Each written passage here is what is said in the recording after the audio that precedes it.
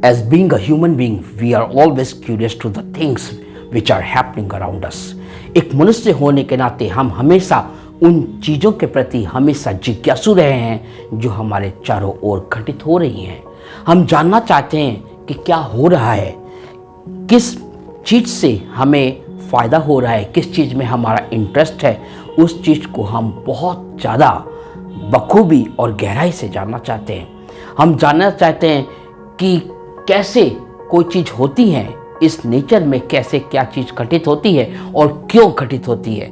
Science में हमारी रुचि होती है, कुछ पास्ट की बातों में हमारी रुचि होती है। हम फ्यूचर को भी जानना चाहते हैं कि आगे के समय में क्या होगा। तो इन सब चीज़ों की जो नॉलेज हम गेन करना चाहते हैं, इसका बेस्ट सोर्स होता है बुक्स। बुक्स हर व्यक्ति के जीवन में बहुत ही ग्रेट इम्पोर्टेंस रखती है और इन बुक्स को पढ़ना, ये जो पढ़ने की हैबिट है, ये रीडिंग से आती है।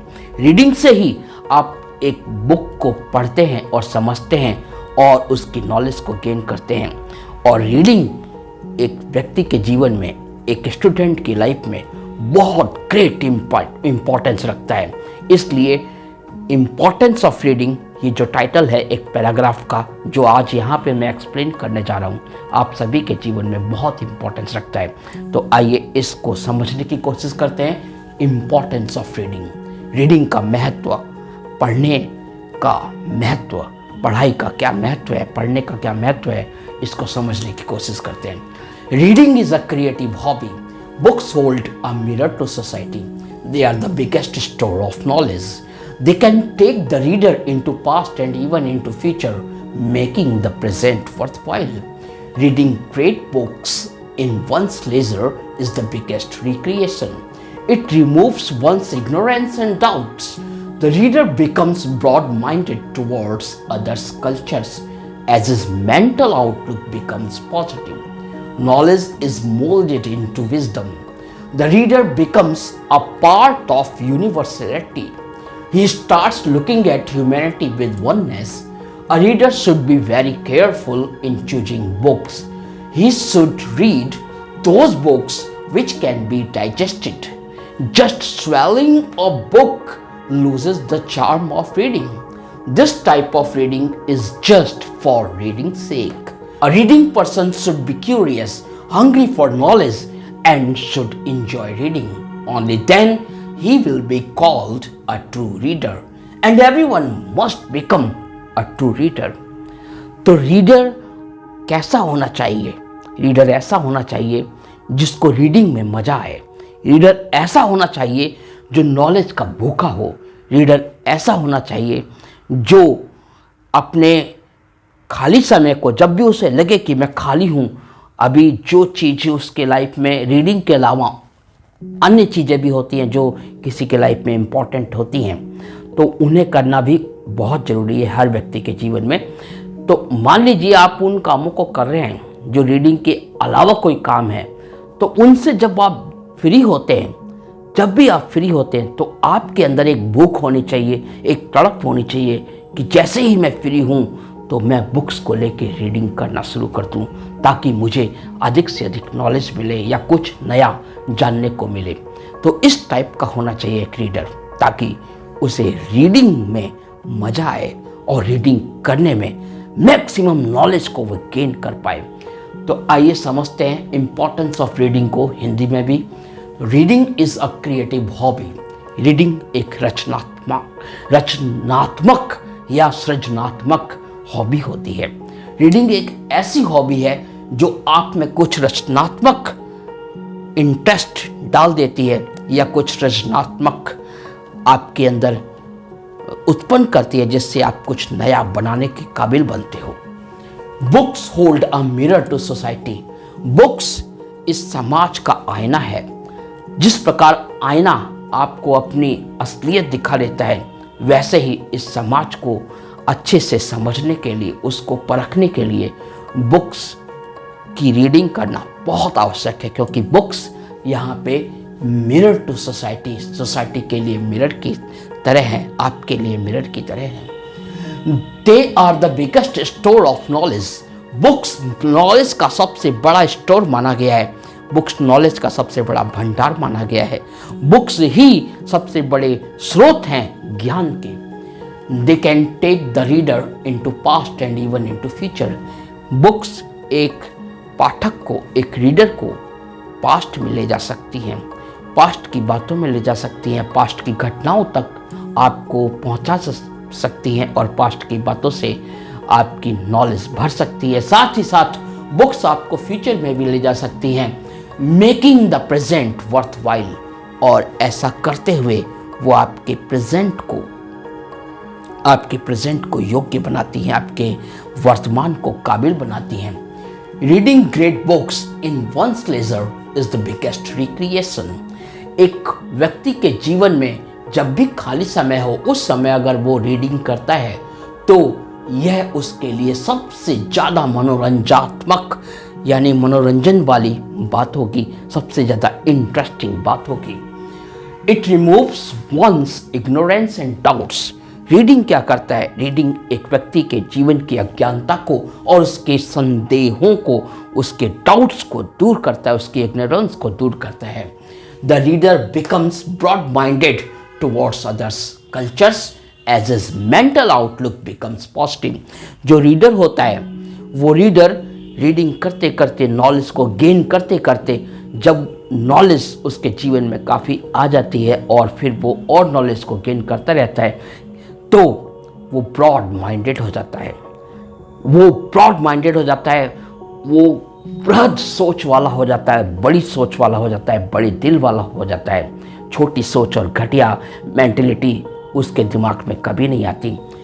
और ऐसा जो व्यक्ति ब्रॉड माइंडेड है, जो इस टाइप का व्यक्ति है, जो अधिक से अधिक रीडिंग करता है, अधिक से अधिक नॉलेज को गेन करने की कोशिश करता है या अधिक से अधिक नॉलेज के लिए भूखा रहता है, वो ब्रॉड माइंडेड ऑटोमेटिकली हो जाता है। और जो व्यक्ति ब्रॉड माइंडेड है वो दूसरों के बारे में बोला गया है कि दूसरों की कल्चर्स के बारे में वो पॉजिटिव थिंकिंग रखता है। तो कैसे एक अच्छा रीडर जो रीडिंग करने में इंटरेस्ट रखता है वो ब्रॉड माइंडेड होता है।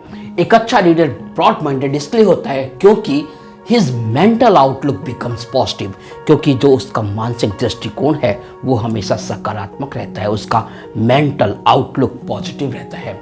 Knowledge is moulded into wisdom. Knowledge एक व्यक्ति को विजडम में, बुद्धिमत्ता में यानी बुद्धिमानी में, या एक विद्वान व्यक्ति के रूप में उसको ढाल देती है। The reader becomes a part of universality. और जो रीडर होता है, पाठक होता है, पढ़ने वाला होता है, जो सच्चा रीडर होता है, वो एक बोला गया सार्वभौमिकता का, यूनिवर्सैलिटी का एक हिस्सा बन जाता है। He starts looking at humanity with oneness. वो समस्त मानवता को, इस धरती की जो भी मानव जाति है, उस समस्त मानवता को वो एक रूप में, एकता में, अखंडता में देखने लगता है, वननेस में देखने लगता है। A reader should be very careful in choosing books. यहाँ पे रीडर के लिए एक सबसे बड़ी हिदायत ये दी गई है कि जो अच्छा रीडर बनना चाहता है या जिसका बुक्स को रीड करने में बहुत ज़्यादा इंटरेस्ट है, वो बहुत ही ज़्यादा केयरफुल होना चाहिए। किस मामले में? बुक्स को सेलेक्ट करने के मामले में, कि कौन सी बुक्स उसके लिए बेहतर है, कौन सी बुक्स से रीड करने से उसकी नॉलेज इंक्रीज होगी और किन बुकों के द्वारा उसका जो मार्गदर्शन है वो गलत दिशा में जाएगा। तो बोला गया है कि a reader should be very careful in choosing books. He should read those books which can be digested. उसे केवल उन्हीं बुक्स को रीड करना चाहिए जो पढ़ने लायक हों, जिनको पढ़कर समझा जा सके, बेहतर तरीके से समझा जा सके। Just swallowing a book loses the charm of reading। केवल बुक को पढ़ते रहना और उसकी बातों को, उसकी गहराइयों को समझ ना पाना और आप बुक पढ़े जा रहे हैं, इससे क्या होगा? आपका जो रीडिंग का चार्म है, रीडिंग का अट्रैक्शन है, रीडिंग करने में जो इंटरेस्ट है वो खत्म हो जाएगा। इसलिए आपको समझाते हुए बताया गया है कि just swallowing a book loses the charm of reading। This type of reading is just for reading sake. इस टाइप की जो रीडिंग होती है जिसमें आप पढ़ तो रहे हो लेकिन समझ नहीं आ रहा, बस पढ़े जा रहे हो क्योंकि आप दिखाना चाहते हो, शो ऑफ करना चाहते हो कि आप एक रीडर हो, इस टाइप की रीडिंग केवल एक रीडिंग की खातिर होती है। बस आप शो कर रहे हो कि हाँ मैं रीडर हूँ। A reading person should be curious, hungry for knowledge and should enjoy reading. एक रीडिंग करने वाला व्यक्ति क्या होना चाहिए? जिज्ञासु होना चाहिए, ज्ञान के प्रति उसके मन में लालसा होनी चाहिए और वह भूखा होना चाहिए ज्ञान का भूखा होना चाहिए जो रीडिंग कर रहा है, जो नॉलेज को गेन करने के लिए कुछ पढ़ रहा है। एंड शुड एंजॉय रीडिंग, और जो कुछ भी वो रीड कर रहा है उसको रीड करने में उसे मजा आना चाहिए, इंजॉय के साथ पढ़ना चाहिए, तभी रीडिंग का अच्छा आनंद आप ले सकते हैं और रीडिंग करके बहुत सारी चीज़ों को समझ सकते हैं। Only then he will be called true reader. और अगर एक रीडर क्या है, क्यूरियस है, हंग्री फॉर नॉलेज, नॉलेज के लिए भूखा है, तभी वो रीडर एक सच्चा रीडर कहलाता है। And everyone must become a true reader। और हम सबका ये फर्ज है कि हम एक सच्चे रीडर बने, हम एक ट्रू रीडर बने। तो ये एक छोटा सा पैराग्राफ था जो सबके लिए बहुत इम्पॉर्टेंट है और आई थिंक आप जो कुछ भी एज के पर्सन हो, किसी भी एज के पर्सन हो, आपके लिए भी ये पैराग्राफ बहुत इम्पॉर्टेंट है। इस टॉपिक पे आप अपने तरीके से भी अपनी सोच के अकॉर्डिंग, अपनी थिंकिंग के अकॉर्डिंग जो कुछ भी आप रीडिंग के प्रति विचार रखते हो उसको भी ऐड करके एक बेहतर और अच्छा बना सकते हो। तो इस तरीके से राइटिंग स्किल्स हमारे जीवन में बहुत ही ज़्यादा इम्पोर्टेंस रखती हैं। कुछ ना कुछ लिखना, किसी ना किसी टॉपिक पे लिखना आपकी थिंकिंग पावर को बढ़ाती है, आपकी राइटिंग स्किल्स को तो अच्छा करती है, आपकी इंग्लिश लैंग्वेज को भी इम्प्रूव करती है, आपकी थिंकिंग पावर को भी बढ़ाती है। एक सोचने का नज़रिया आपका जब बढ़िया होता है तो आप एक अच्छे वक्ता बन जाते हो, एक अच्छे स्पीकर बन जाते हो। इस तरीके से आपकी नॉलेज डेवलप होती है और आप कुछ क्रिएट कर सको, ऐसे भी आप एक न्यू क्रिएटर बन जाते हो।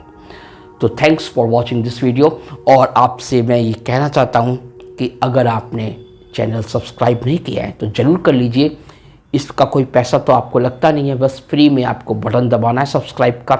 इससे क्या होगा कि जब भी मैं वीडियो अपलोड करूँगा तो उसका नोटिफिकेशन आप तक आएगा और आप कुछ नई वीडियोस जिनसे आपकी नॉलेज बढ़ती है उनको भी आप देख पाओगे। तो thanks for watching this video. Thank you very much.